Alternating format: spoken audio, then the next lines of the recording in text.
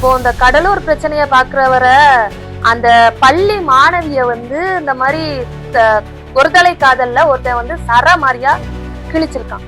So நான் என்ன சொல்ல வரேன் அப்படின்னா, என்னதாண்டா உங்களுக்கு பிரச்சனை? பெண்களுக்கு எங்கேயுமே ஒரு நிம்மதி கிடையாதா? எங்கேயுமே ஒரு பாதுகாப்பு கிடையாதா? உனக்கு ஓகே சொல்லலன்னா ட்ரெயின்ல தள்ளி விடுத, தண்டவாளத்துல தள்ளி கொலை பண்ணுத, அருவாள் எடுத்து வெட்டுத, மூஞ்சில ஆசிட் அடிக்க, இந்த மாதிரி பேனா கத்திய வச்சு கீறுறீங்க. என்னதான் பண்றீங்க? என்னதான் நாங்க பண்ணணும்? பெண்களுக்கு பாதுகாப்பே கிடையாதா? கருவறையில இருந்து கல்லறை வரையுமாண்டா இந்த பிரச்சனை. அங்க பார்த்தா பிறந்த குழந்தைக்கும் பாலியல் தொந்தரவு நடக்குதான்.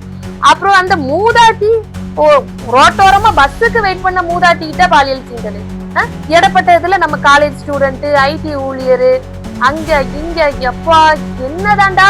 அப்பார்ட்மெண்ட்ல சின்ன குழந்தைங்க தனியா விளையாட முடியல.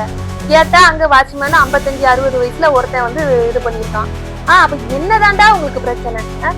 பெண்கள் எந்த ரூபத்துல இருந்தாலும் பெண்களை மதிக்க மாட்டீங்களா? உங்களை பெத்ததும் ஒரு பெண் தானே, உங்க கூட பிறந்ததும் ஒரு பெண் தானே, உங்க கூட வாழ்க்கை நடத்துறதும் ஒரு பெண் தானே. அப்போ பெண்களை நீங்க எந்த உருவத்துல பார்த்தாலும் உங்களுக்கு காம பொருளாதான் தெரியுமா? சமுதாயத்துல எவ்வளவு ஆண்கள் எவ்வளவு கண்ணியமா இருக்காங்க தெரியுமா?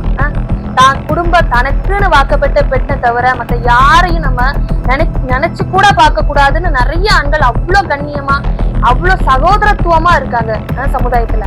ஆனா உங்களை மாதிரி ஒரு சில்லறைகளால மத்த ஆண்களை பார்த்தாலும் பெண்களுக்கு பயமா தானே இருக்கு.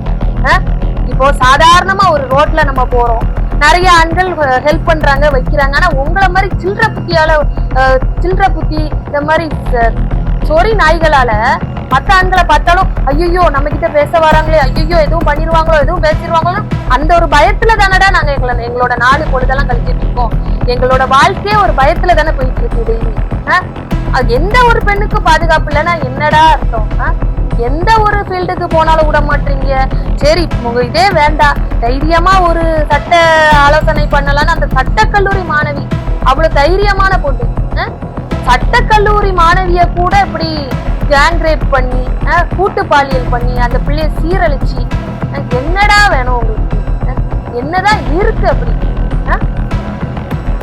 சட்டம் இவர்களுக்கு சரியான தண்டனை கொடுக்கணும். இதுதான் என்னோட வேண்டுகோள்.